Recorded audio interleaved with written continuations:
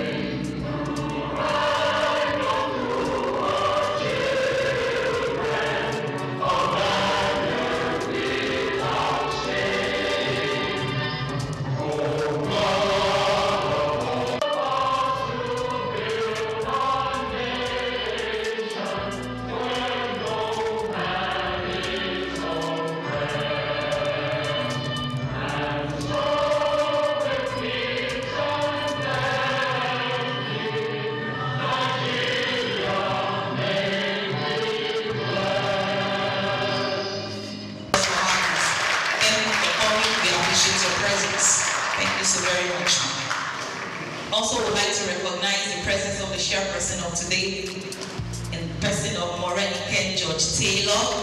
She's the president, Restaurant, Cakes, Bars, and Clubs Association. You're welcome. Thank you for coming.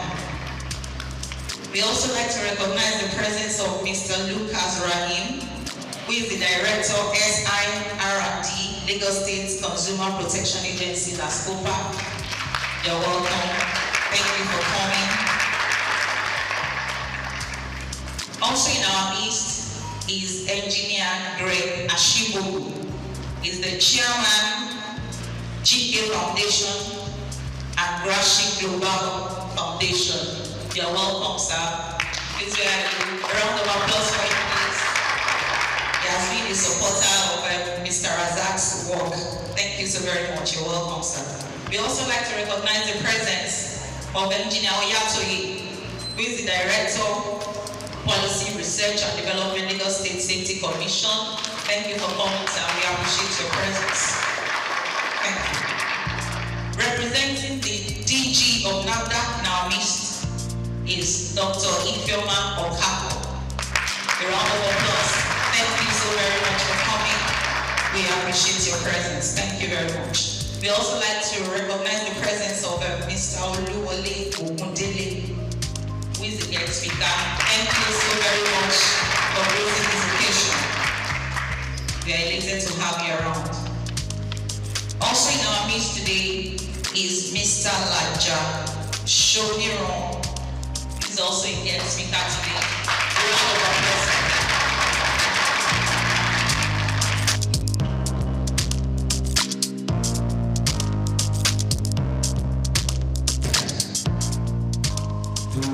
That convene this maiden edition of Restaurant Managers Conference. It is my utmost pleasure to welcome you all to this occasion. Let's give ourselves a round of applause. First and foremost, I would like to express my deepest gratitude to each and every one of you for taking your time to join us today. Your presence here is a testament to the commitment to excellence the restaurant and hospitality industry. Together, we gather under the theme, elevating the art of restaurant management, innovation, sustainability, and excellence. The theme reflects our shared passion for advancing the restaurant industry and our dedication to staying ahead of the curve in terms of innovation, sustainability, and excellence. And as we navigate the complexity of the modern restaurant landscape, it's imperative that we prioritize these three pillars: innovation, sustainability, and excellence, which will form the foundation of our discussions today as we explore the cutting-edge strategies, best practices, and innovative solutions to drive success in our industry. We have assembled impressive lineup of speakers, including our keynote speaker, my own mama, Mrs. Bose Aye, the father of Natalaza PSC. Please help me to clap for her. He's also the past president of Restaurant and Food Services Providers Association of Nigeria. And another motivator, Morenike George Taylor.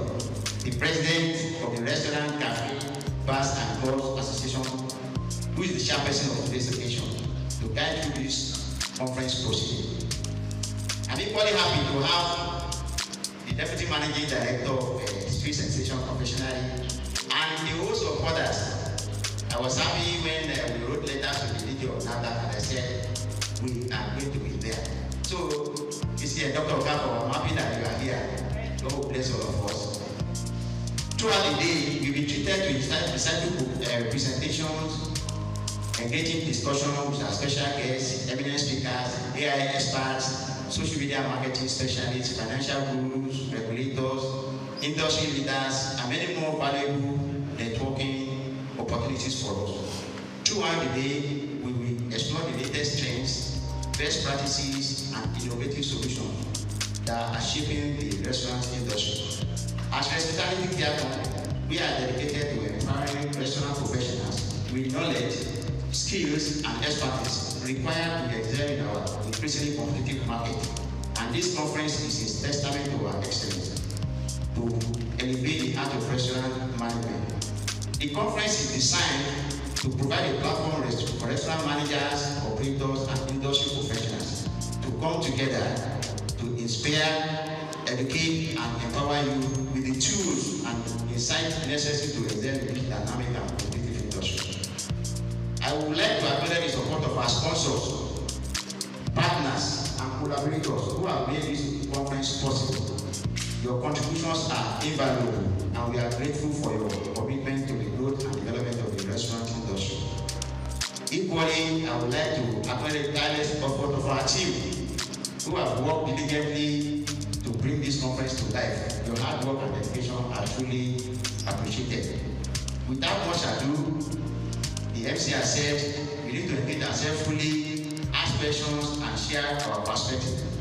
We're ready to learn, unlearn, and relearn, and enjoy the company of your peers at this Restaurant Managers Conference 2005. So let us work together to elevate the art of restaurant management and take our industry to the next and enviable height. Once again, I want to appreciate you, and I know by the end of the day, we are not going to leave the navy on getting good health. And at the end of the day, our return on investment is not going to be a waste of time. Thank you once again.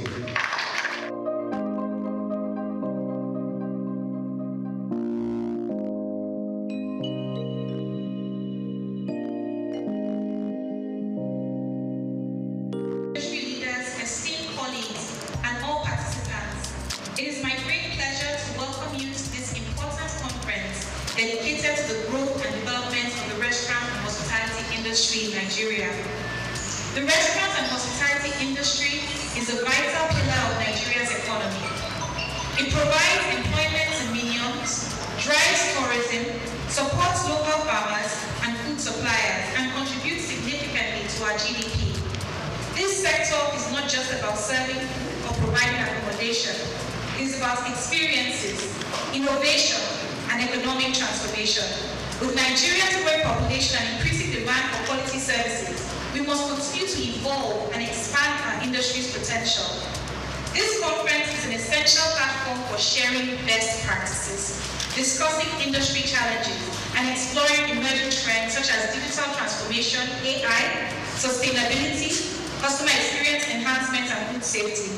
It is through collaboration and knowledge sharing that we can stay ahead in this competitive landscape and ensure our businesses thrive in an ever-changing world.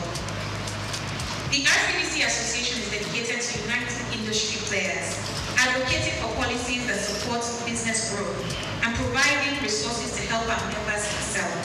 By joining our association, participants have always had access to valuable networking opportunities, training programs, and strategic partnerships. That's one of the reasons we're excited to partner on this particular conference. With that in mind, I encourage every person here to actively participate in discussions, share your insights, and take full advantage of this event. It is now my honor to declare this event officially open. Thank you.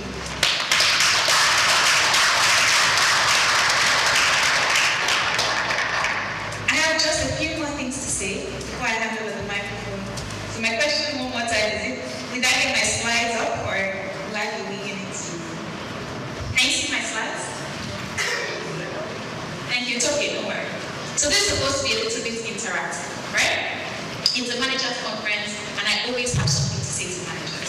So do we have any managers here? Can you wave your hands? If you're in a managerial or supervisory position, can you wave your hands, please? Fantastic, thank you. So I think I'm in the right room. I wasn't sure when anybody raised their hand at first. Okay, so I want to ask a question. Who is a manager? Someone should help me, please. Who is a manager? Who is a manager? Anyone can take the answer. If nobody gives an answer, it's you that needs to answer. Who is the manager? Who is the manager? I have my team for 355, so don't worry, I came prepared. It's called Start With Your Why. You are standing in a position and you have an opportunity to improve your life and improve the lives of those around you. You impact people's lives. Someone that wants to propose to their girlfriend and wants to get married, you will be part of their life experience forever.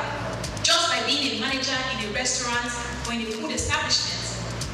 So in such a critical role, that if you are occupying it, you need to understand what role am I in. And from my own organization, not only did I invite managers, I invited supervisors that want to be managers. Because when you are aspiring towards a position, you need to know what that position is going to be. Okay, let's assume we know what a manager is now. What does an effective manager do? So can I have just a few contributions? What does an effective manager do? Yes, please.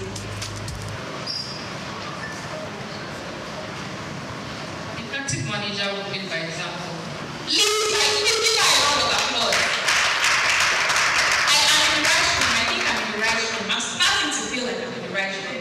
Another answer, please.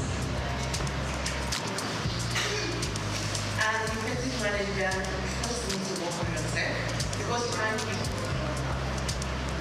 A manager must work on themselves. I don't know if any of you are familiar with the book 21 Laws of Leadership by John Maxwell. And there's a law called the law of the lead, meaning that you will only lead people up to where your capacity is. Once your capacity is here, you're not going to lead anyone above that. So working on yourself is critical. Please give her a round of applause. Can I have one more answer? Because my time is limited.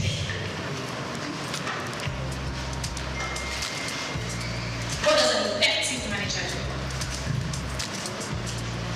an effective manager must be proactive. Thank you. I like that word, proactive. Let's please give her a round of applause. I spelled out a few things I think that a good manager should be able to have under their sleeve. And I'm just going to take this about 2-3 minutes and I'm going to get off the stage. Don't worry. So I have here you must be hospitable. I call it the spirit of hospitality. If you don't have the spirit of hospitality, what are you doing here? Why are you the manager? Hospitality is such a critical spirit that it influences you.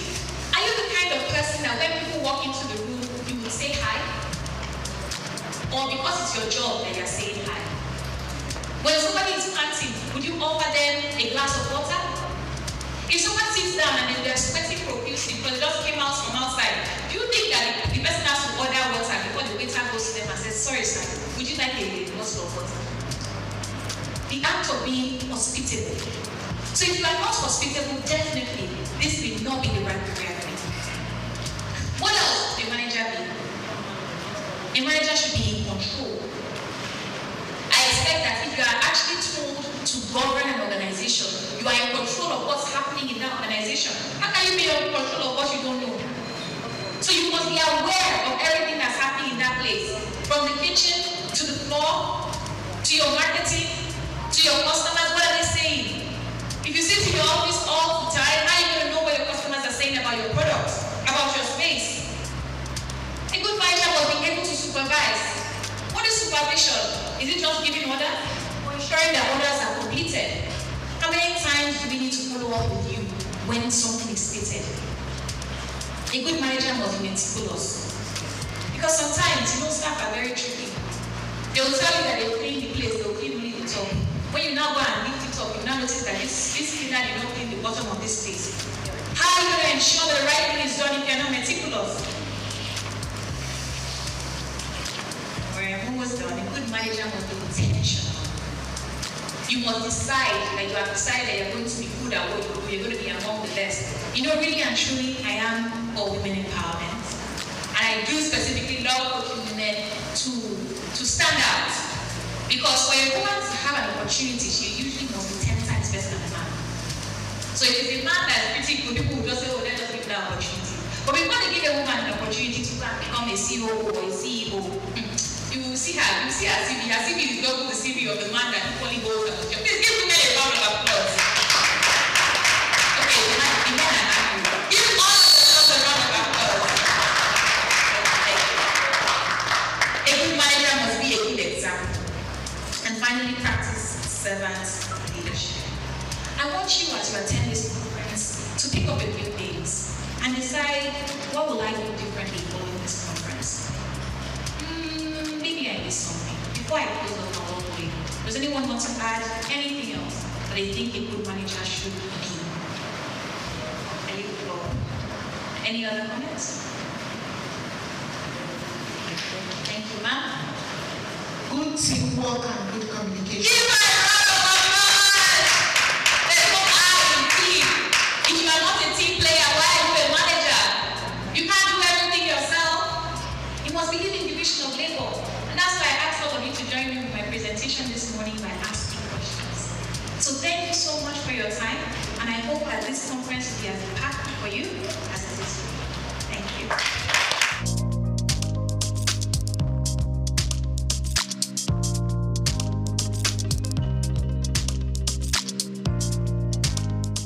Audit, compliance, learning and development, and strategic business management. She currently serves as Deputy Managing Director and Executive Director at Sweet Sensation, a pioneering quick service restaurant QSR company in Nigeria. Ayo's career began at PwC, where she managed audit and compliance reviews for publicly listed companies in North America. She earned a reputation for driving change, optimizing processes, and building strong teams, rising to a global managerial role. Her ability to innovate and lead has been instrumental in Sweet Sensation's ongoing transformation. Under her leadership, the company has implemented strategic growth initiatives, enhanced internal accountability, and restructured internal processes to ensure business continuity and sustainability. Ayo's empowering leadership style emphasizes coaching, collaboration, and clear communication. Food evangelist, I think he really is that. So let's please give him a round of applause. I know that there's a team of people who support him, who coach him, who help him, who partner with him. So I want to also take time to acknowledge and recognize them. Please give them a round of applause.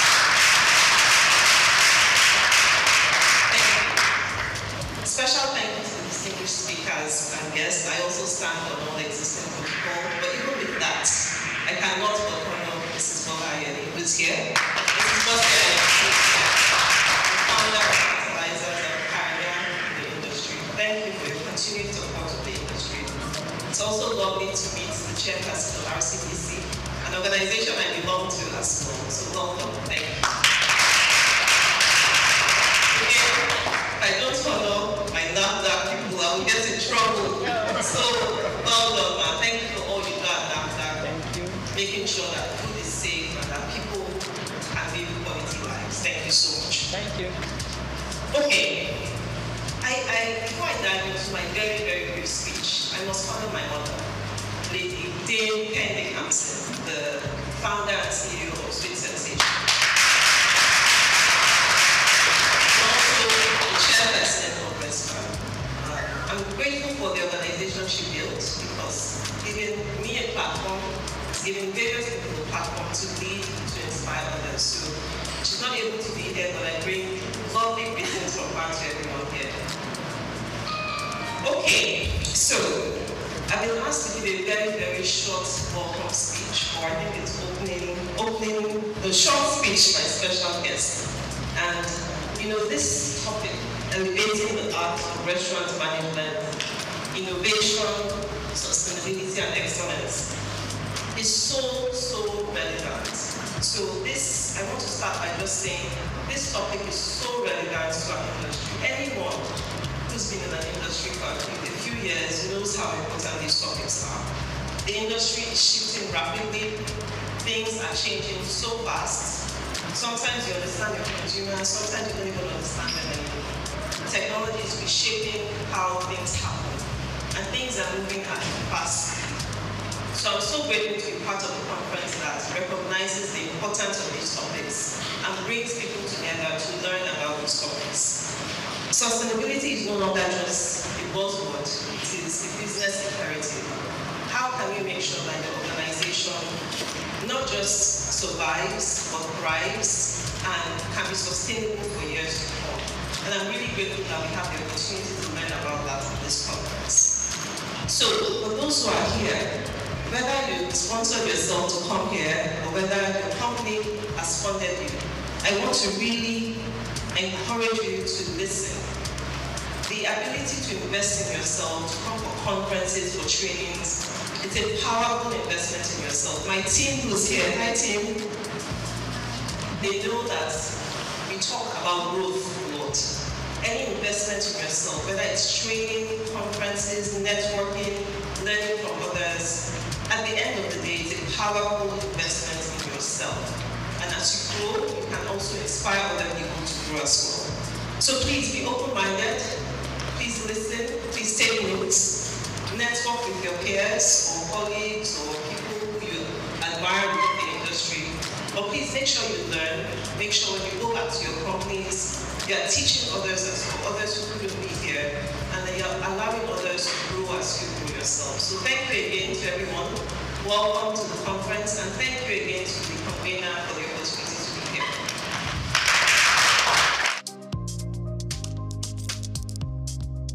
Let's start with you. Good message from Special Advisor to the President of Capacity Development.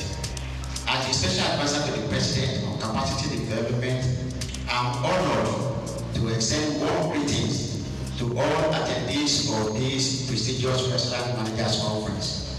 This gathering is a powerful reflection of our collective commitment to the growth of our hospitality sector, an area that the President deeply values. His administration recognizes that capacity development is not merely a strategic initiative. It is a cornerstone of our national vision for economic diversification and sustainable development. The President is genuinely interested in empowering our workforce, as he understands that the success of our industries rests upon the skills and dedication of our people. The hospitality industry is an integral to Nigeria's economy, playing a vital role in job creation, cultural exchange, and promotion of our rich heritage. By fostering a thriving restaurant sector, we contribute to the broader narrative of national pride and economic resilience. The President believes that by investing in the training and development of our hospitality professionals, we are not only enhancing service standards, but also positioning Nigeria as a premium destination for culinary experience and global tourism. As we look to the future, our administration is committed to organizing more training programs and conferences that will empower our hospitality professionals, and conferences like this is one of those things. We envision a collaborative framework where industry leaders, government, and educational institutions work hand in hand to cultivate a workforce that is not only skilled but also innovative and adaptable to the evolving landscape of our hospitality industry. Thank you for your participation and for your vital contribution to this essential sector. Together, we will build a robust and dynamic hospitality industry that meets the diverse needs of our citizens and visitors alike. Honorable SOUQ Rabiu.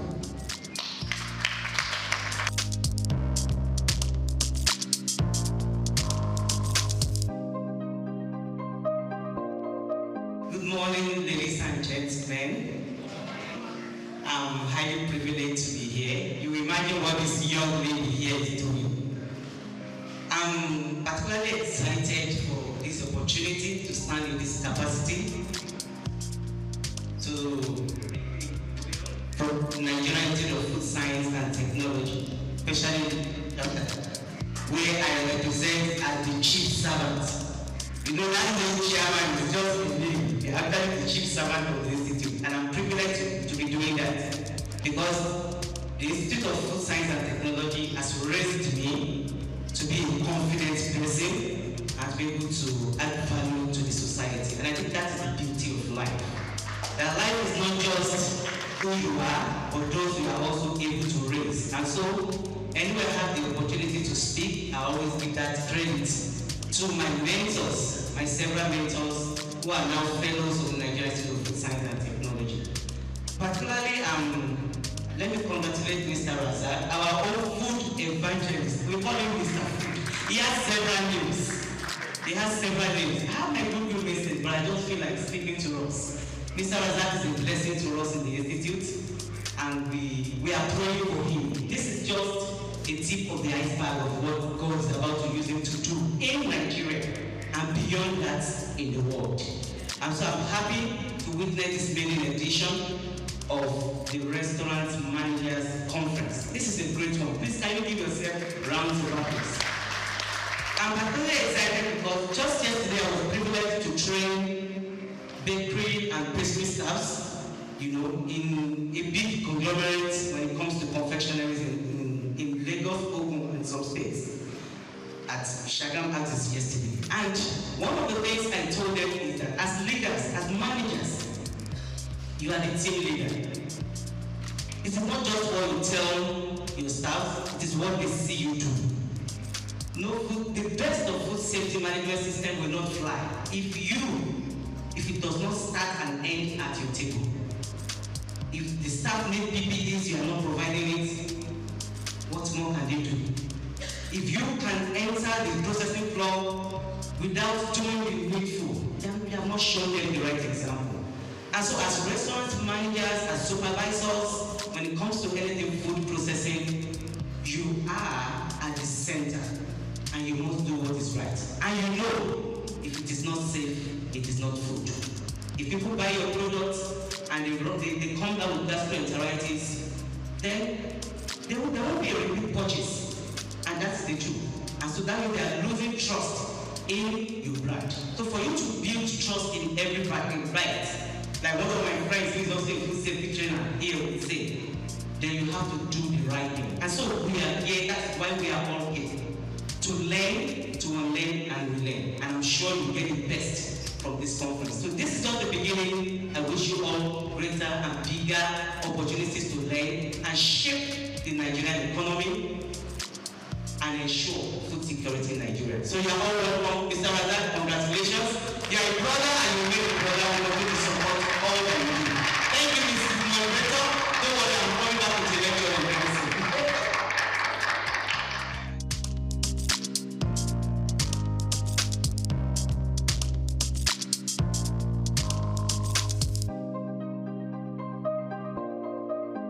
Everybody, and I belong to nobody, so as not to miss out anybody. All protocols duly observed. Mr. Razak, we are here now. You will not understand the meaning of that statement. My name is today. I'm the Executive Secretary of Restaurant and Food Services Providers Association of Nigeria, RESPAN. I'm representing, or rather I'm standing in for the President of the Association, the 10-day campaign, ably represented by the DNP of Sensation Confectionaries, Mrs. Samuel Baba. I said, Mr. Razak, we are here now. Almost around this time, November, we met here for a function. And this was the place that Mr. Razak informed me about this program, November. And since November till January, he kept calling and calling and calling and calling. I'm not like, this program is in March. You started bugging me November, December, January. Calm down, Razak. Through January, February, you would think I'm the one in custody of his kidney. At the time, I have to ask myself, I'm not holding this man's kidney now. Why is he disturbing me? And And eventually, you know, I picked the score February, and I told you, I know. You sent in every necessary December. Be rest assured, we will come. Since I'm not hearing from you, I'm not, you know, getting any feedback. I'm like, the program is March. We will come. So, Mr. Razak, I say again, we are here. Thank you. Now, Restaurant and Food Service Proprietors Association of Nigeria, we're a non-partisan, non-profit making organization established with the aim of protecting the interests of our members in their dealings with regulatory bodies and regulatory agencies. Like the moderator mentioned, that was then. I can give you the assurance that you enter into any of our member restaurants, you will be served quality, not just quantity, quality hot sizzling meals that you will like. Formerly, we used to the Association of Fast Food Confectioners of Nigeria, AFCON. And you know, we tried getting more members. We approached the fine dining restaurant and they're like, no, you guys are Association of Fast Food Confectioners, and you know the mentality when it comes to fast food. They believe it's all about junk. And mind you, our logo is there. It used to be eat AFCON, eat safety. They're not like, you are saying eat fast food, eat safety. Isn't that a contradiction somehow? But we ask ourselves, and you also need to ask too. You walk into a tantalizer outlet, you walk into a street sensation outlet, you walk into a Labule outlet, you walk into a TFC outlet, and you get to be served a big item. You have pottage, you have jollof rice, you have fried rice, you have a foil, you have pounded yam. Are these fast food? No. So that is the reason why we decided to change the name and reorientate that conception that we have regarding AFCON. We now became Restaurant and Fast Food Proprietors Association of Nigeria. And our motto still remains, eat respect, eat safety. You can be rest assured that any meal you are eating from our member outlet is safe and is okay. Elevating the art of restaurant management, innovation, sustainability, and excellence. I want to give you the utmost assurance that the keynote speaker for today is someone who is not just a person, but a voice when it comes to restaurant business in Nigeria. Quote me anywhere. When it comes to restaurant business in Nigeria, the person of Mrs. Bossa Ayede. She happens to be the restaurant sole representative, myself as well, with the Nigeria Economic Study Group, whereby, you know, the foundation, the program, the roadmap for the new agenda regarding hospitality in Nigeria is being chartered, is being put together. And she was being given an award for her participation, her full involvement and participation in this program, presented by the Honorable Minister for Tourism, Art and Culture. So, like the MC said, speaker before me said, please relax or learn, relent, because we are here for a whole lot of robotic lecturing, teaching, and the rest. And every other guest speakers that are taking the sections today, you can be rest assured, yes, they are sound. Mr. Razak, count on us as an able and ready-made partners for this program going forward. Thank you. God bless you all.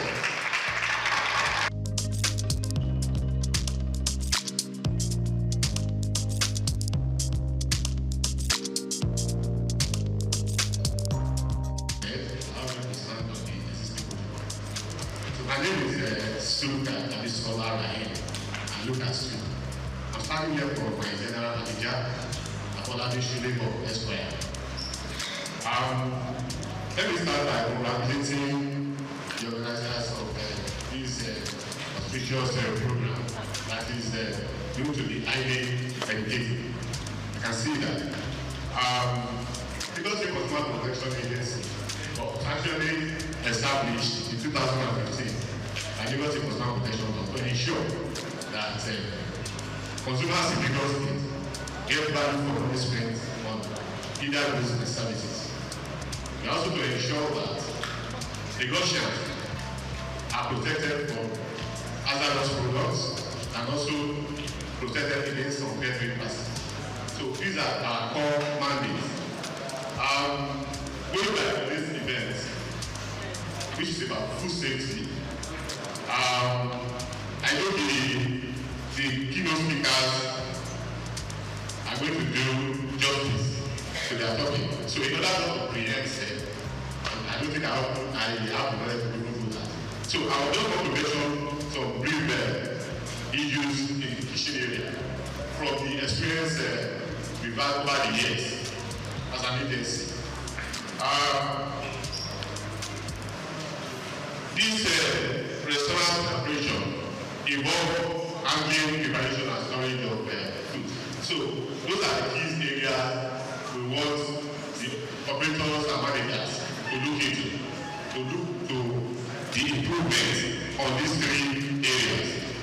Also, while preparing food for consumers, they should try as much as possible to avoid cross-contamination and food spoilage, so on and so forth. But the area I want to really dwell on is service, how consumers are treated on and off the restaurant. So the first point of contact for every consumer or every customer in the restaurant is the on-the-spot service, how they are received. So I want to say that since the managers are here, over the years, most of the complaints we attended to in the agency has to do with how consumers are received. Not necessarily bad food or bad meal. So I want us to look into that, and possibly our speakers should help us to address that.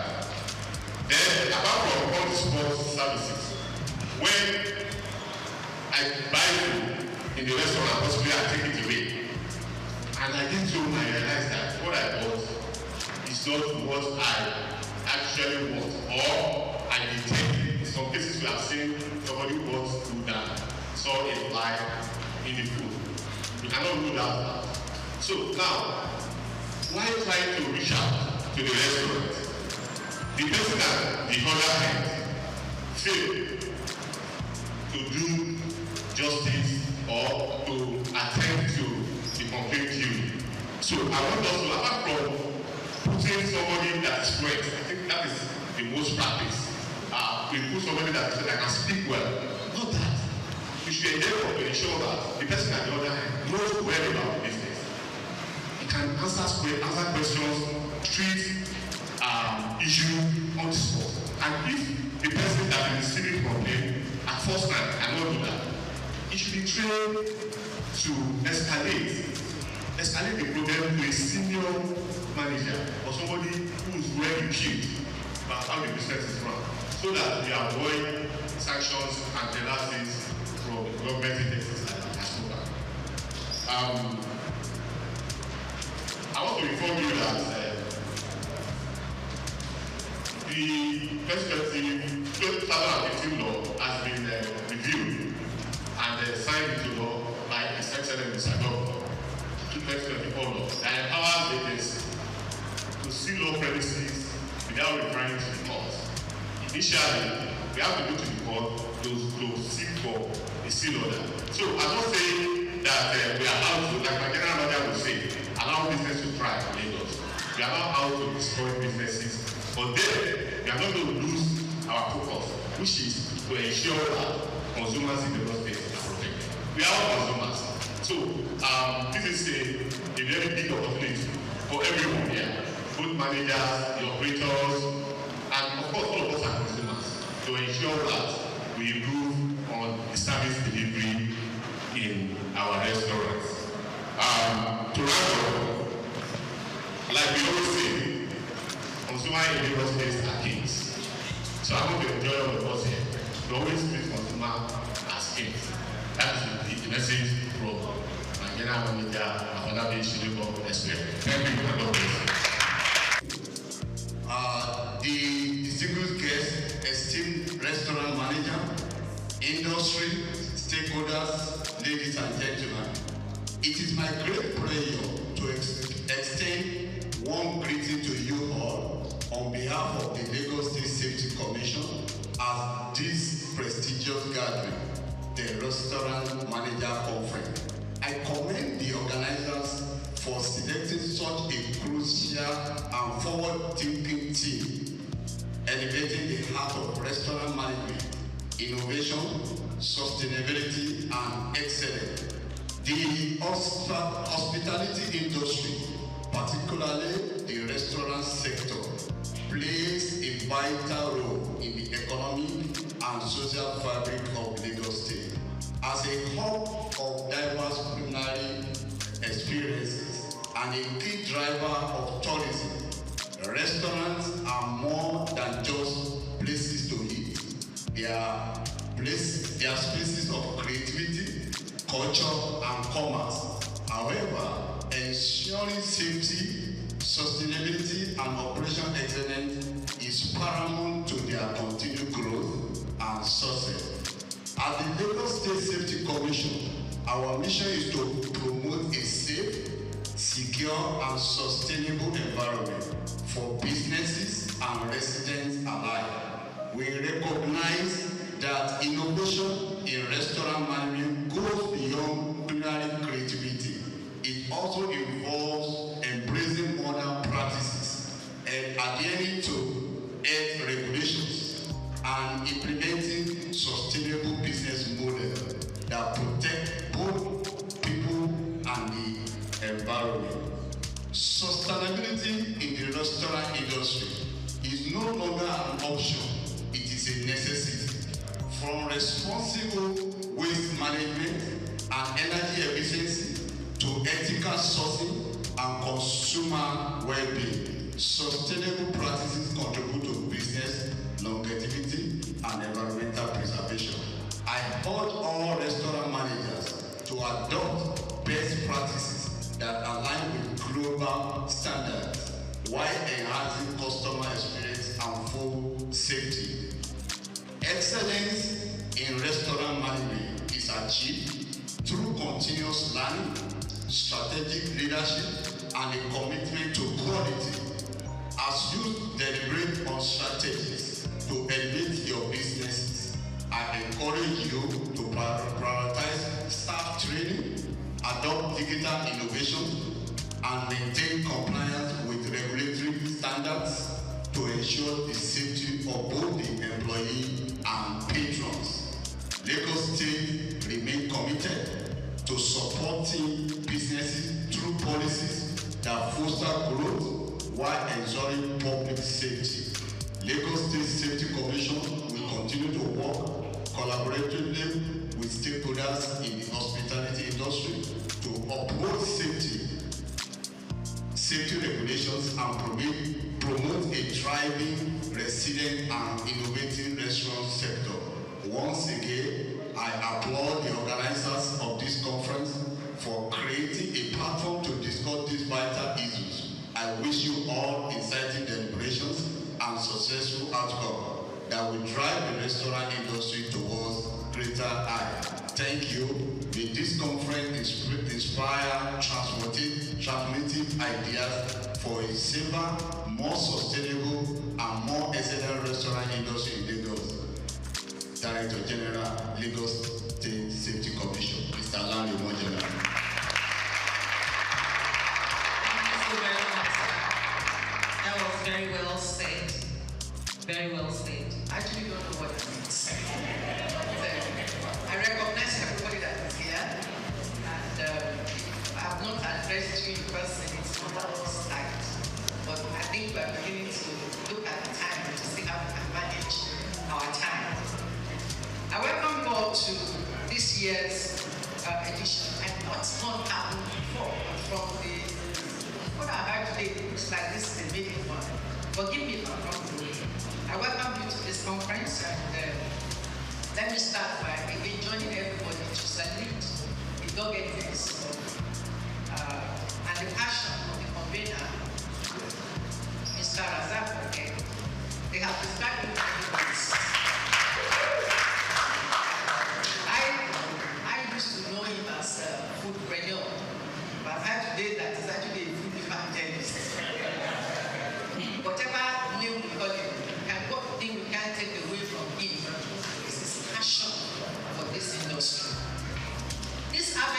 he has provided for us today, where we as restaurant operators gather together to share and to sharpen our knowledge, is a major gap that he sees in our industry that he's trying to fill.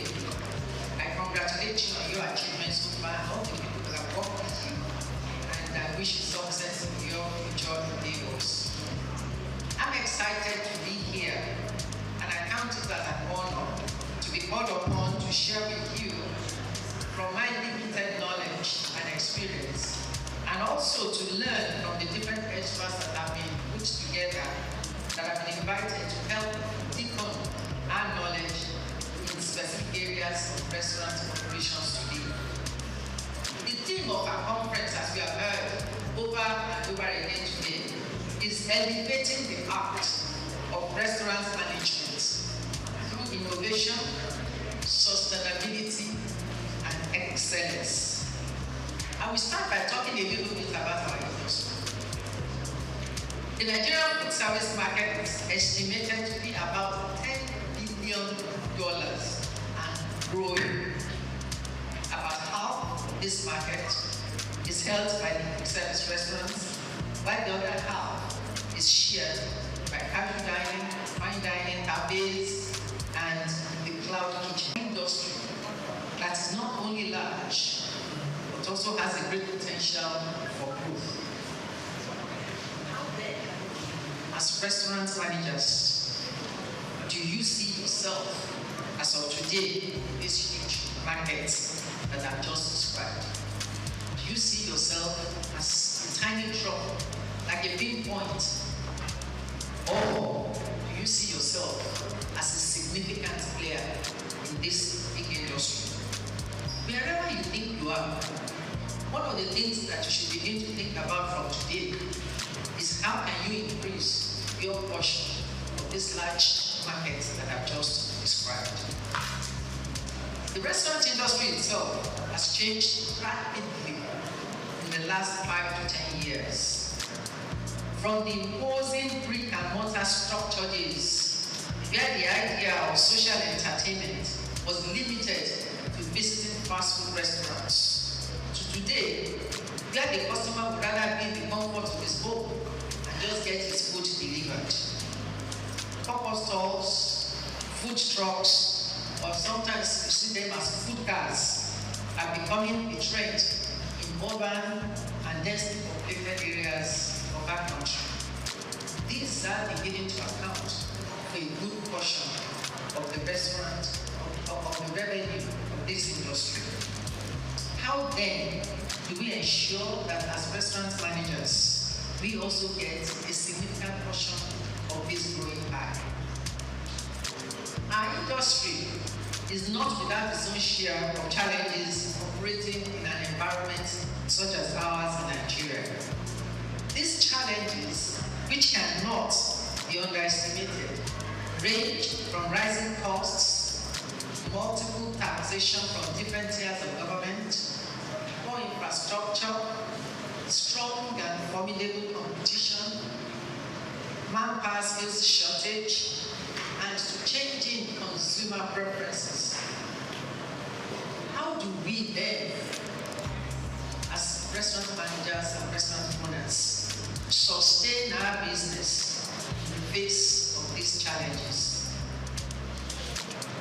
Again, when we look at the theme, elevating the art of restaurant management through innovation, sustainability, and excellence, the aim of this theme is to ginger our thoughts as restaurant owners or restaurant managers.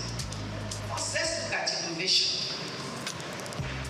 There have been changes in the lifestyle of our target audience, as there have been changes in the demographics that we target. The changes in our industry range from the building structure. Like I said, it used to be imposing buildings that we all had, to application of technology, either in the food processing or in consumer engagement methods. And of course, marketing methods have changed dramatically. On a lighter note, while I sat there Monica took the picture. She got somebody to take a picture of two of us, and she said, content. And I laughed. I don't know if I said it out to her, but you know, we operate in two different generations. My generation would rather hide, but her generation is to put it in the face of everybody, and that was what she wanted. When she said content, that's again a difference that has happened in the environments that we are currently operating in. COVID-19, with the attending lockdowns and movement restrictions, forced many companies, like some of us who haven't invested in technology, to embrace digital innovation to survive. Innovation in investment management can be in the area of technology, can be in the area of offering unique products, can be in the area of introducing new processes, and then of course, it can be in the area of enhancing customer experiences through unique customer service methods. Embracing innovation, no doubt, has its own definite benefits. The benefits could range from increased visibility. You can also leverage technology to reach the wider network of your consumers or potential customers through all these mobile devices that we carry around. Innovation can help us in improving our service delivery. We can leverage technology to tailor services specifically to meet the needs of our customers. Innovation can help to reduce costs through process automation or the use of technology to replace, where possible, all customer-facing activities. There are businesses that don't even have the front of the house activities anymore. They use technology to take the orders and deliver. Technology is therefore playing a key role in food processing process, how to order, when to order, and how to pay for the order. These apps are also being used to manage customer loyalty. The use of technology itself impacts the need for brick and mortar stores. Like I've said, not only will it impact or has it impacted the size, even the existence of those structures. And of course, the size of the restaurant itself. Who needs a whole building if you can reach your customers through technology? Or if your customers can't reach you through technology? Customer engagement is another area where innovation can be seen in our industry. These engagement methods are geared towards giving the customer unique dining experiences from, for example, outside restaurants where your food is put right in front of you. It's a unique experience just to hook the customer. And of course, you can use technology to modify your recipes to suit the customer's preferences. Unlike where we have fixed recipes that is made to fit a general populace. These emerging changes mean that the restaurant operators, we must be ready to also have a mindset shift from the way we used to do things if we are going to remain contemporary or if we are going to remain relevant in the industry that we currently operate at. How do we adapt to changing consumer preferences if we do not innovate? Innovation must therefore reflect not only in our marketing methods as the customer profiles and lifestyles are changing. These days, we talk about brand ambassadors, brand influencers, and social media influencers. These never existed 10, 15 years ago, but in present day, they constitute a major chunk of the marketing budget. I go on to sustainability. An organization, much like a living human being, is constantly changing, but it's constantly adapting to it. Sustainability will touch on key decisions that we take from the business model itself to what our capital structure should be if we want that business to survive, and of course to the key business processes that we go through, all with the view of continued survival of the enterprise. In other climes, the care for the environment and the society at large is linked to business sustainability. Implementing global sustainable practices like reducing food waste through repurposing leftovers, using eco-friendly packaging materials, and so on and so forth, can reduce costs while at the same time reducing environmental impact. Of recent, we all know Lagos State bans the use of styrofoam and other single-use plastics. All major supermarkets are no longer using the carry-out bags, traditional carry-out bags that they had before, and customers are now being forced to pay for reusable bags or biodegradable bags. We as an industry must be prepared for the extension and enforcement of SOUQ to our industry. What then will our position be? I keep wondering, are they able to charge for the more expensive bags? Or how do we absorb the additional cost in the cost of the meal in the restaurant? How are we focusing locally produced items to replace the imported ones, from raw materials to packaging? How are we managing our inventory systems to reduce waste, which impacts not only the environment, but also increases our cost or reduces our profit? How do we reduce or minimize electricity use? How do we reduce carbon footprint and create a greener future for the planet? How are we supporting ethical labor practices? Embracing sustainability leads to several advantages, which include profitability, as I mentioned, and profitability, you all know, is a must to the survival of our enterprise. We move on to excellence. Excellence must encapsulate all that we try in the restaurant business. How do we achieve customer service excellence or ensure consistent customer satisfaction? Operational excellence is what sets one apart from competitors. Excellence is what leads to growth and success in the business. We are managers, but quite a number of us are managers working for other people. If you are not the policy or decision maker in your organization, then you must pass on whatever the takeaways are from today's conference.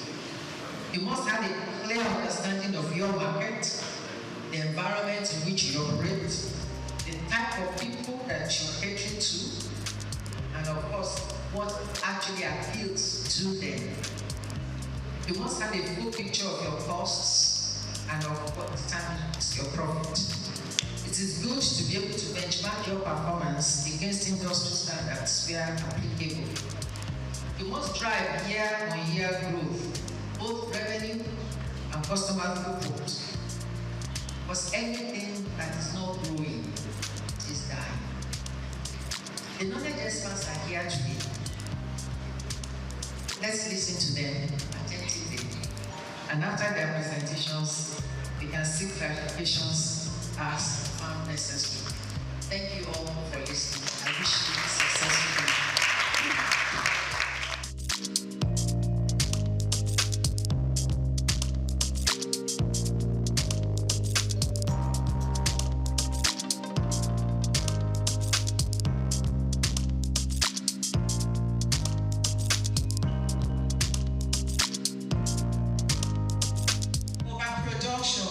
Temperature abuse, very important. Madam had mentioned temperature abuse. Again, I will repeat, you cannot take away food safety, quality control from food loss and waste. Customer self-service waste. I know a lot of times if I go to a restaurant, I go to a hotel, I would want to serve myself. And, well, maybe the Nigerian, I would say the Nigerian way, right?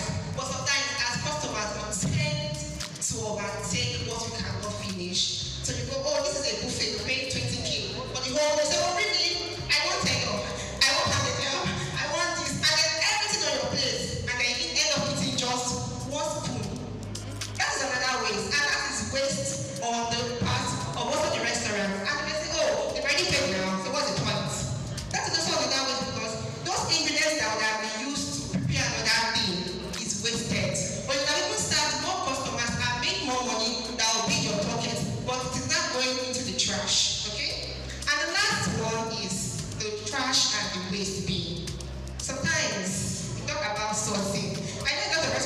have the whole, this is recycle, this is food waste. But people don't follow it. They don't follow the color codes on their waste bin.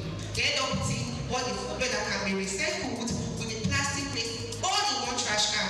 And then what happens in that case? It goes down to the landfill, which is also money. In fact, not just food waste, money taking steps in a very nice way, catwalking into the landfill, which is profits going out.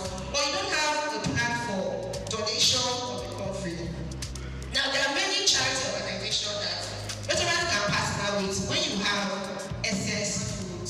You can partner with the Lagos Food Bank and also other charity organizations that you can say, okay, we have this whole a pattern of excessive food and people can come and take some of this food. I mean, why can't we feed the nation? Are we not one? Anyway, moving on. Now, what is the role? Am I communicating? How about not too fast? I want to enjoy this discussion here. Very good, thank you. Now, what is the role of food safety failure? Poor food handling practices and quality control in food loss and waste. Food safety failure, improper storage. If you don't store your food properly, you will end up having older products or you will not follow FIFA, right? She has mentioned it, she has given us explanation of what FIFA and FIFA is. I won't dive into that. But if you don't store your food properly, you end up having food waste. Most times when I audit restaurants, right, it's very simple for them to have a failure in non-conformity in this aspect because they always tend to go clean the product on the shelf and nobody's really checking for dates. Another thing that can cause this problem is when you have all of your products on the shelf. Why? Or you buy a lot of this product that you end up not even using, especially those ones with a short best before or a short shelf life. Temperature abuse, that's another food safety failure, and cross-contamination too. Now when it comes to poor food handling practices, again, you can never take away FIFO from this. Mishandling during preparation. If you don't handle your food properly and they go to the floor, that's waste already. Except of course in your restaurants, when food drops on the floor, you pick it, you clean it, and you serve the customer. And I'm sure that I don't have any restaurant managers that are doing that poor quality practices. The lack of hygiene. She has talked about washing your hands, your earrings, all of those things. It's very important as managers or as food business staff, we need to have proper hygiene. If you lack good hygiene, it's as well as putting money into the waste bin. And lastly, quality control, overcooking, undercooking, inconsistent portioning, getting food for minor defects. I don't know if this is news to many of us, right? But sometimes people reject product because they look ugly. Not for food safety cases, or not for the sake of food safety, but because I don't just like how this tomato is looking. It's not looking very fine. So they end up throwing it away. But you need to understand that nobody knows whether the tomato is fine or ugly when it is being cooked. So you need to have a very good relationship with your vendors. Tell your vendors, okay, these are the qualities I am looking out for. Have a checklist. Train your vendors and train the staffs around, those who are handling it. See, training is very important though. It's not you come to work, you resume work that first day, wear your hairnets, wash your hands, remove your earrings, and that's the end. Training should be continuous. You can have on-the-job training. You can have trainings with external people. You should have a trainer who is already in a restaurant that can train down on those who are upcoming. Okay? So the role of food safety, poor food handling, and waste control can never be taken away from food loss and waste. Remember, food safety failure can make you bleed money. Poor food handling practices will make you lose money. Poor quality control, you are losing money, and that is money and that is profit that should have been generated back into more money. Now, what are the best practices, tools, and techniques in combating this hidden cost that is draining into your profit, which is food waste? Number one, for your purchasing managers and storekeepers, let them check orders for quality when receiving. Have a checklist. If it's not documented, it means it is not done. So if there's no checklist and you are not coming to the is food, there's a tendency that there will be a mistake. And once it gets into your kitchen, it may get rejected. Ensure people when storing, donate all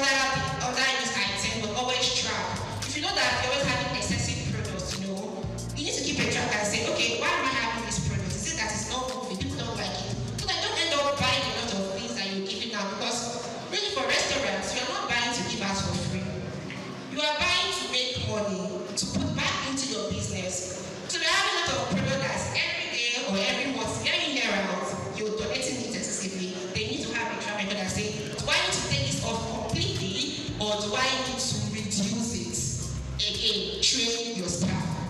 Now for chefs and stewards, smart menu planning.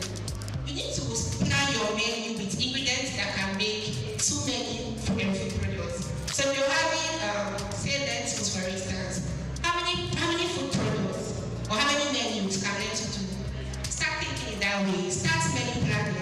Don't just plan it. I have 55 menus.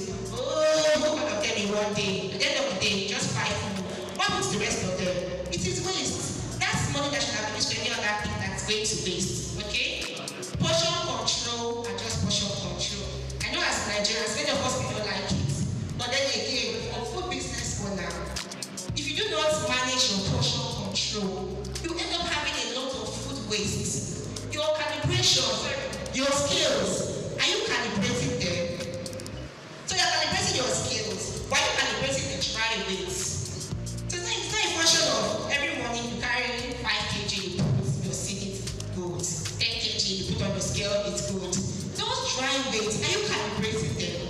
Do you have external parties that come to calibrate those skills to show that you're ensuring the right portion? What about using data to track your demand? Again, forecasting, demand forecasting. The product or the number of products you would have each Ramadan period. You are going to be that it is different from the one you start experiencing from next week. True or false?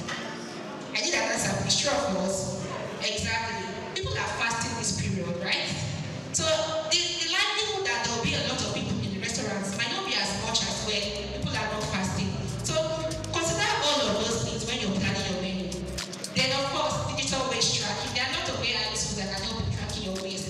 We have Window and a whole lot of others. And then have taking off. I think Nigerians to take away options and those are take away options.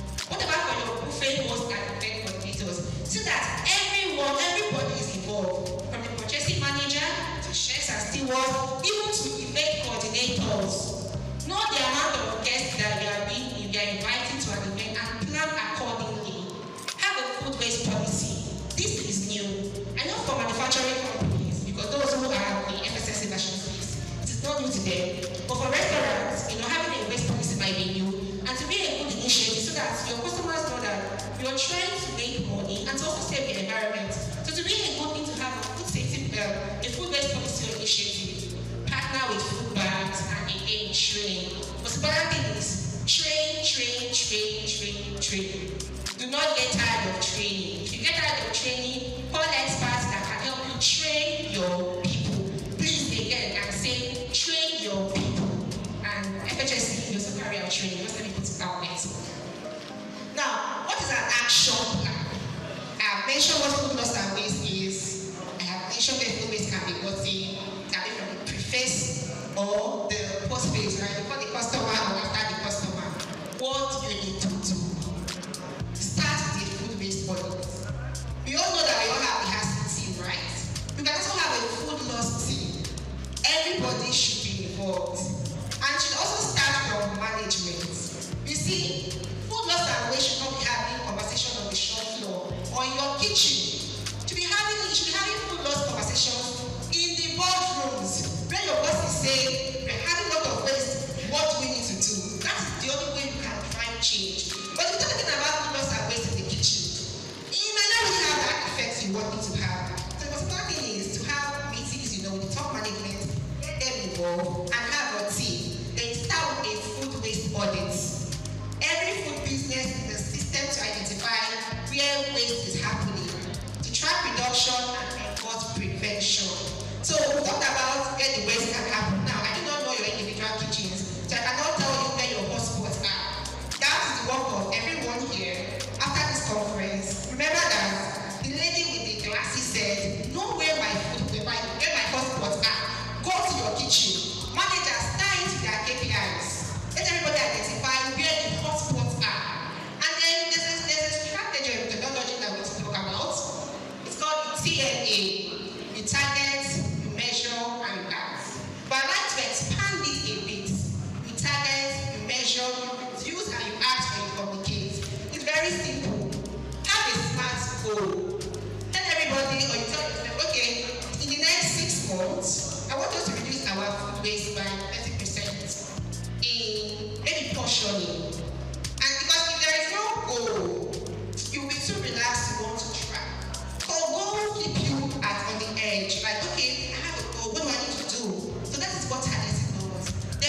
measure, you track where my weight coming from. Is it from the preface or from the post face? You need to know, you need to measure. When you measure, you know whether or not you're reducing or you're not reducing the waist. And then you act. After knowing your hotspot, after measuring, okay, what do I need to do? Do I need to calm down? Do I need to do a smart spending planning? What are the things I need to do? And then you communicate with people. You cannot have all of this and keep it to yourself. You cannot try to change and keep it to yourself. So you must communicate with everyone, and I mean everyone in each department. Let them know that, look, this is serious business, so and we all have a part to play in food waste reduction because we're talking about money here. And lastly, also, another methodology we can use in reducing food loss and waste is the 4 R's. We have the refuse, the reuse, the recycle, and the recover. We cannot say we are fighting food loss and waste. We cannot fight food loss and waste because it's a whole lot. But we can prevent food loss and waste from happening. So that's where the reduce part comes into place. And then you reuse this product. Don't be in the habit of throwing things. Look for ways that you can use food products. Throwing should be your last option. Then you recycle and then you recover. I have a friend who does this technology, right? I don't know how he does it, but he's so smart. And he does SOUQ Aways for businesses.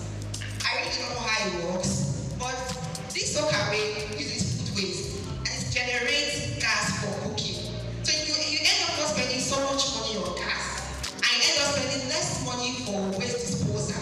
Now, like, are you sure this works? But I've known him for quite a while now, and I know restaurants that have been using it for 2 years, 3 years, and that's one way of them helping the environment and also saving money. But so that you can actually, food loss and waste is avoidable. It is avoidable. You just have to do the right thing and put your mind to it. Okay?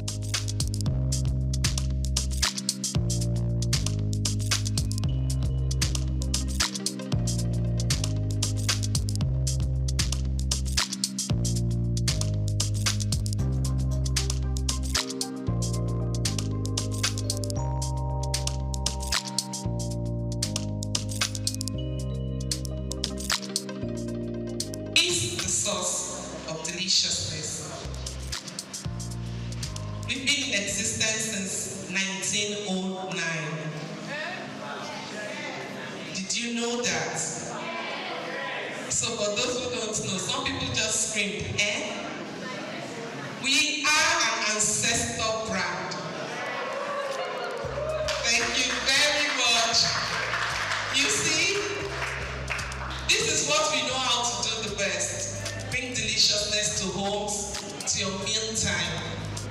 And this was the initiative of 2 Japanese persons. One is a scientist who discovered that glutamate was the ideal substance to make meals. And then the other one, an entrepreneur who has the money to start the business.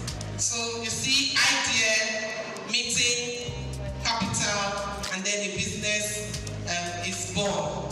So this is how our Ajinomoto came to be. By the way, it's a Japanese brand, and Japan products are quality products. I re-emphasize, quality products.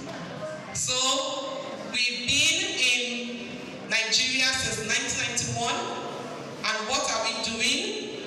We are founded on the aspiration to contribute to well-being of the human being, well-being of the society, well-being of the planet through amino science. Amino science is the technology and the specialty of the Ajinomoto Group.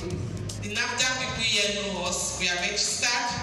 The SOUQ people here know us, we have a man cap.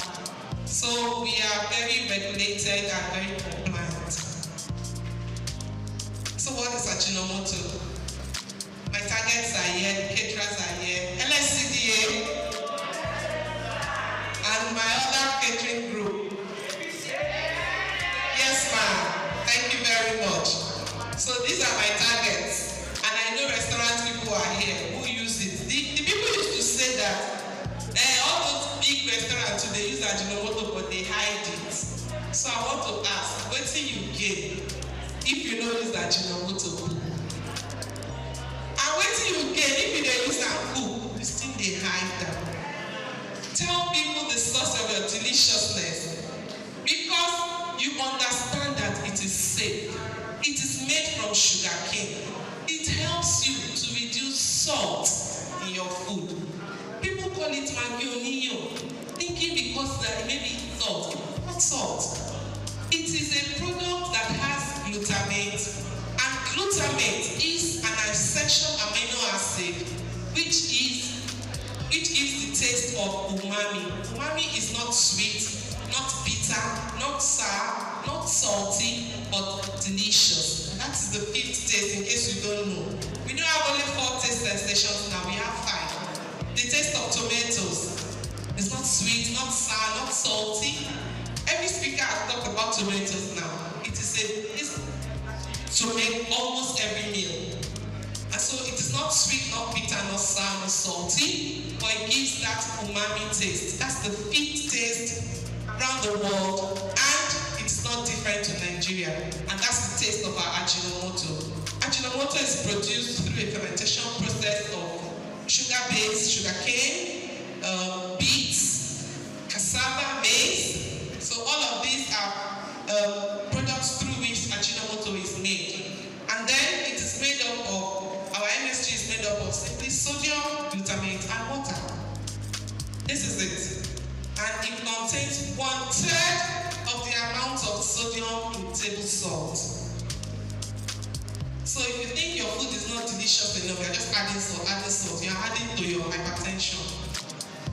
Yes, so why don't you use Ajinomoto? And it helps you to promote that deliciousness that you want in your meal. That's what we are talking about. So it is used around the world to bring out deliciousness. You are what you eat. All of us agree to that, right? If consume, that forms you. Some food experts will tell us to avoid this fast food, pastries, cakes. Don't eat this, don't eat that, don't eat. Reason. They tell you some of you it gives cholesterol. They just call a lot of hard names that will scare you. But once in a while, even in the pyramid of food, all these things are there. You take them, but maybe sparingly. And not that you don't take at all. So you are what you eat. And when we eat food, we don't eat to swallow those chunks. What we eat is to get nutrients from the food. Bringing one of that. So look out for it in the market. It is very beautiful for jollof spaghetti.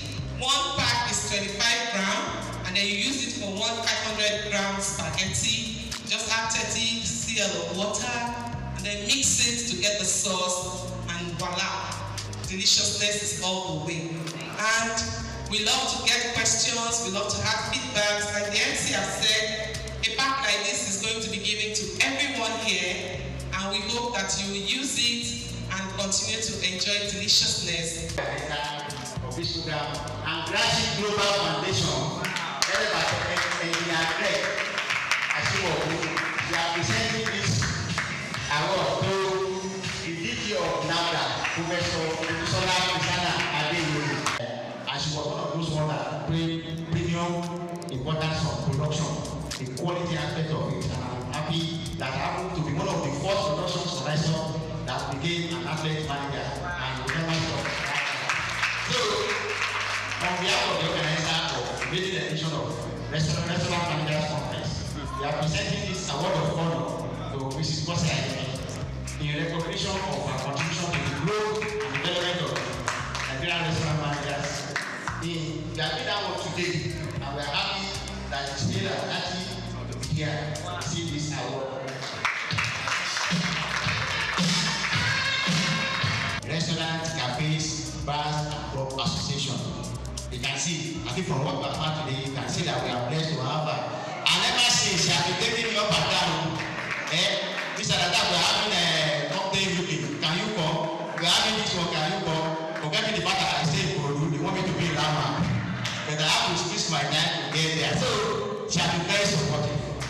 We are the chairperson and president of RCBC Association, appreciation of the visionary leadership, selfless dedication, tireless effort, and understanding.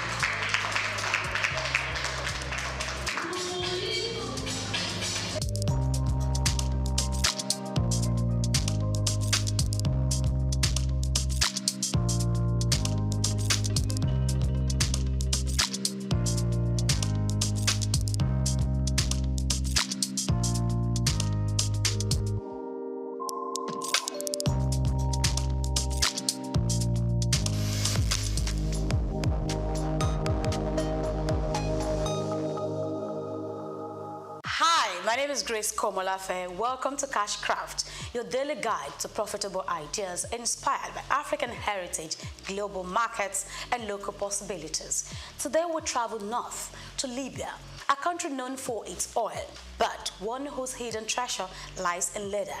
Yes, premium leather crafted by desert hands and traded through centuries. But this is not just Libya's story. This is a business opportunity you can tap into. From Kano to Accra, Lusaka to Nairobi. Let's break it down. But do not forget that this is not a professional guide, rather a wake-up call and an eye-opener to the many opportunities out there. Now, the leather business is simple but strategic. From raw hide to refined fashion, the value chain runs deep. What you need raw material, which is animal hides. It could be from goats, sheep, cow, or camel. That's up to you. You need tanning. This helps you turn hide into durable leather. Other elements involve crafting, which is the process of making bags, shoes, belts, sandals, wallets, and more. Branding plus sales. This can be achieved via online platforms, boutiques, or local markets. One thing you need to know is that Libya's traditional leather is thick, durable, and often dyed using natural desert herbs, an edge for eco-conscious buyers. That's your niche, right? Now, are you ready for this business?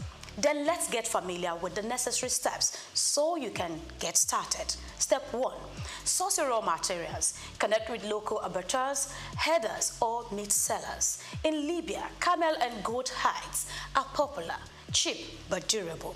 Step 2, tanning. You either set up a basic tanning unit using lime, salt, water, sun drying, or partner with a local tannery.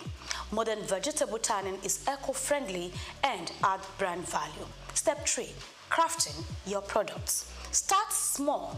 Leather, wallets, bracelets, passport covers, all of that. You can just pick any. Needed tools, cutter, hole puncher, edge burnisher, thread, and all of that. Now, you need to train with a local cobbler or learn online. Hand stitching sells well. I just need to bring that information to you. We go to step 4, branding plus sales. Choose a unique name and logo, local yet global. Sell at local trade fairs, via media platforms, and all. Showcase your story. Something like inspired by Libyan nomads or desert leather, African hands. You know what I mean, right? So let's go. Let's take it further by talking profit projection in 1 minute. Let's do the maths. Raw goat hide, say 2,000 naira.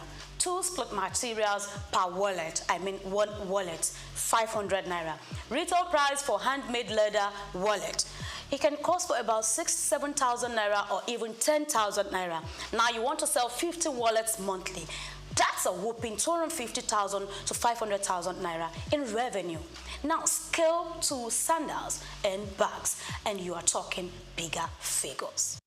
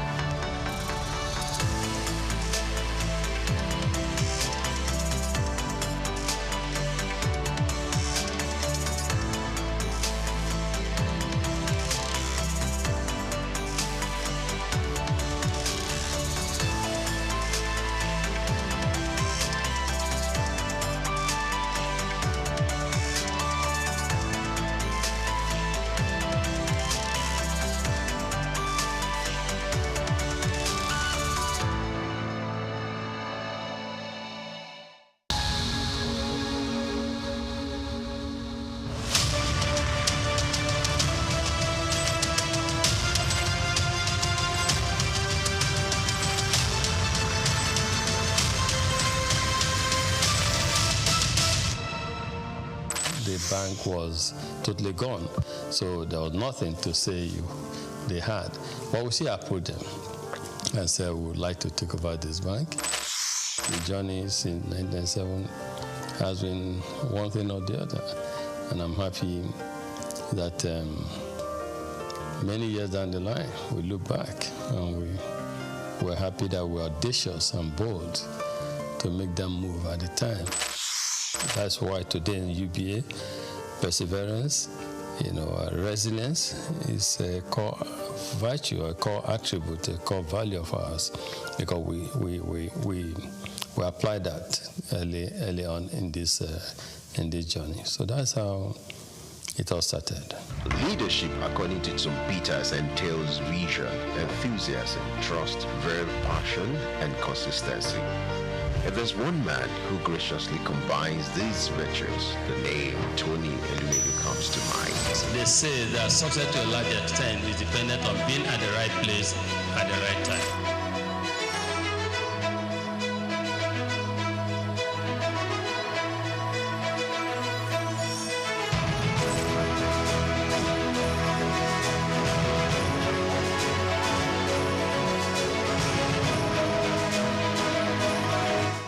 I say to people, my elder brother, who is 7 years older than me, you don't have gray hair.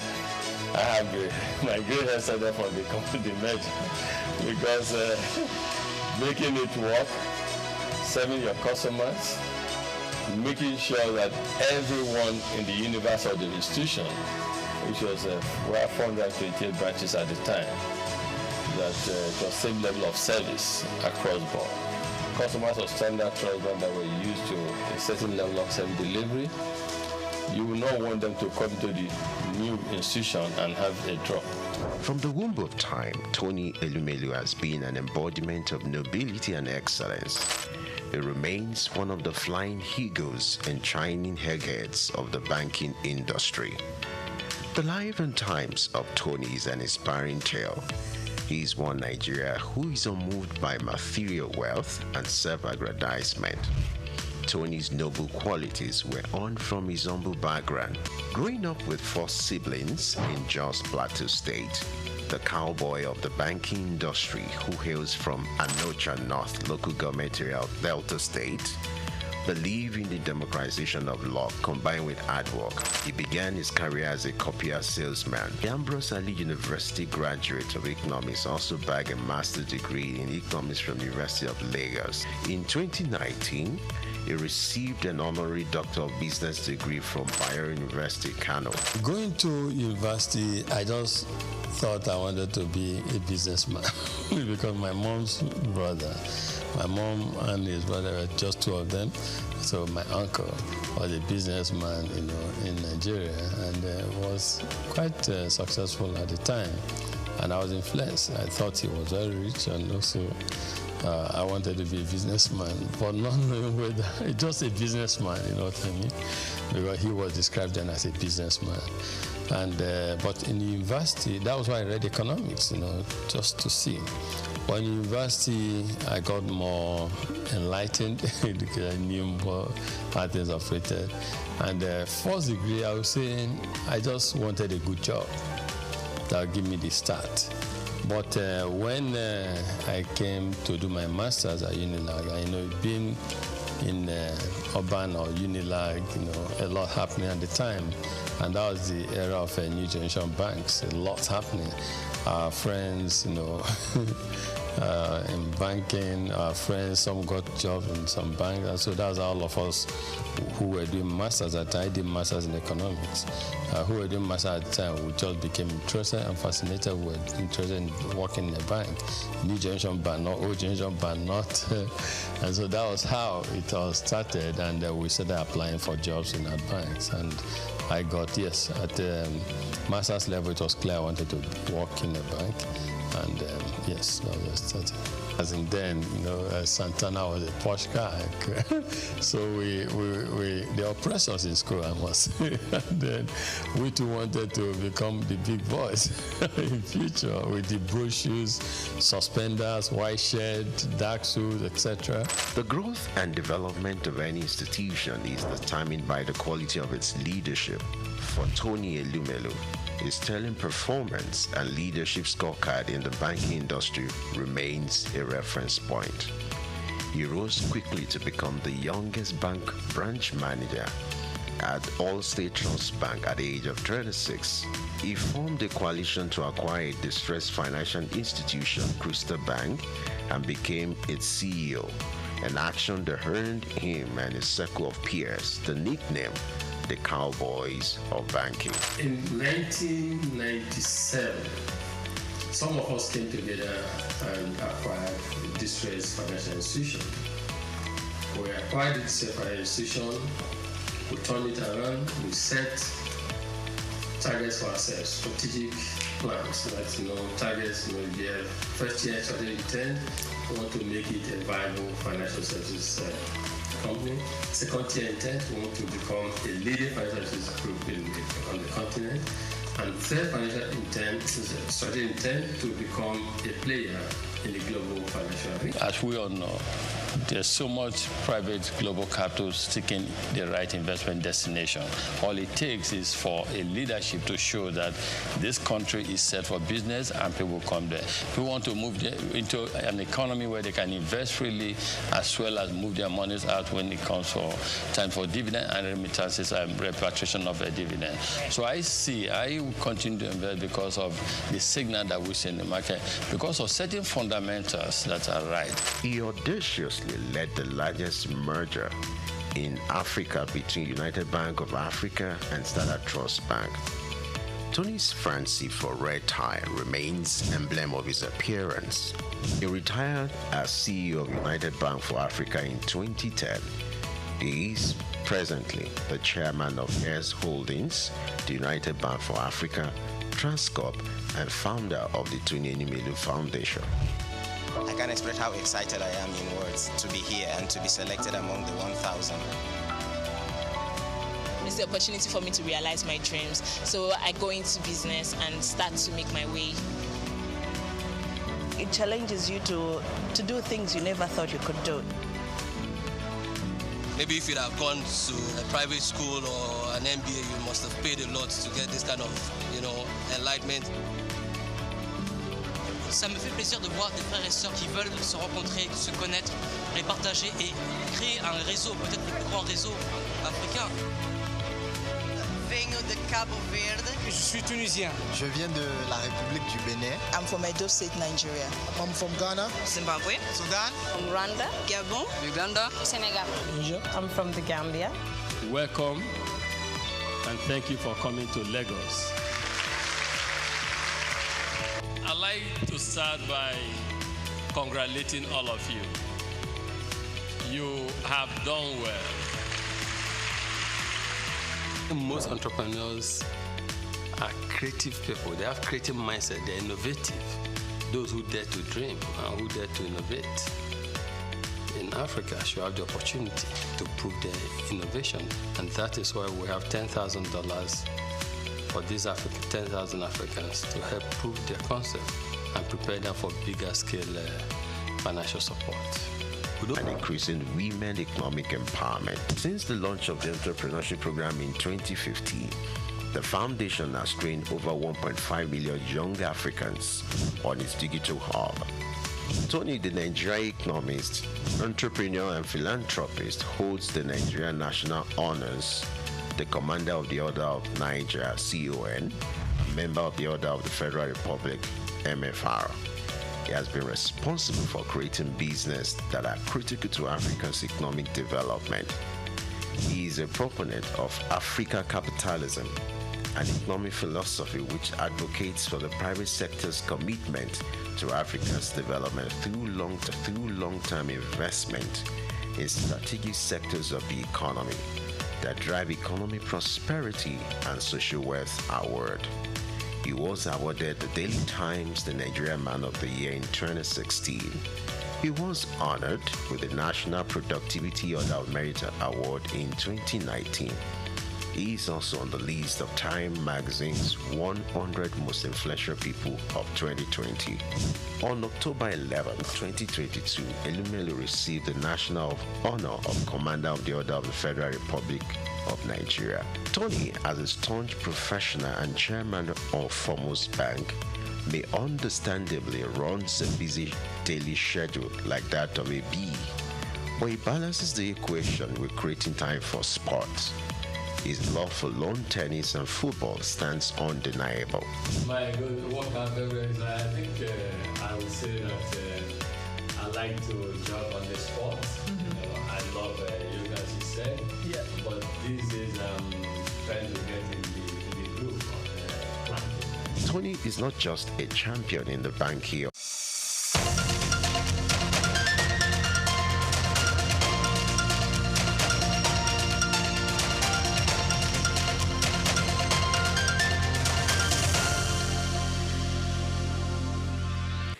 Yeah, Africa's property market is booming. From luxury estates to affordable housing, land and real estate have become one of the continent's most attractive investment opportunities.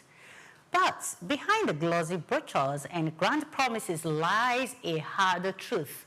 For many investors, property has also become a high-risk gamble. Cases of land fraud, unclear titles, double allocations, stalled projects, and weak regulation continue to cost investors millions and erode trust in the market. So we ask a critical question: who is really pro? The right back after this break.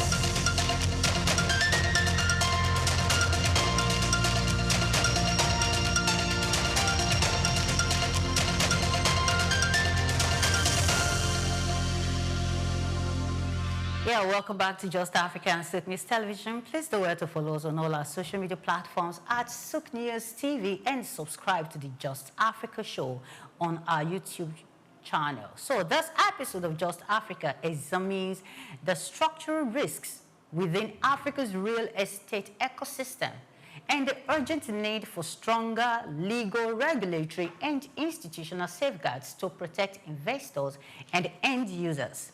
Our guest is Peace Anomneze. I actually wanted to pronounce that, and I guess it got it right. So she is a lawyer, real estate conversation. Her work, advising individuals, institutions, and developers on compliance, risk management, and governance, positions her to clearly explain where investors are most exposed, how regulatory gaps are exploited, and what practical steps stakeholders can take to protect capital and property rights. Hello, Peace. Welcome to the show. Thank you so much. Yeah, you look good. Thank you. And you too. I love your African representation all over. Thank you so much. And how was getting to the studio this afternoon? Well, not so bad. The traffic wasn't so bad, but I'm able to navigate my way. And here I am. Thank you. And thank you for coming very early on the show. Thank you. So talking about real estate. So most time when we hear real estate, people don't just look about, don't just see it as a business really that has risk. People see it as someone who has money and is just building houses everywhere and is just doing a whole lot. And of course, at the end of the year, the person is smiling to the bank. People don't talk about some of the risk involved in that business. But first of all, is it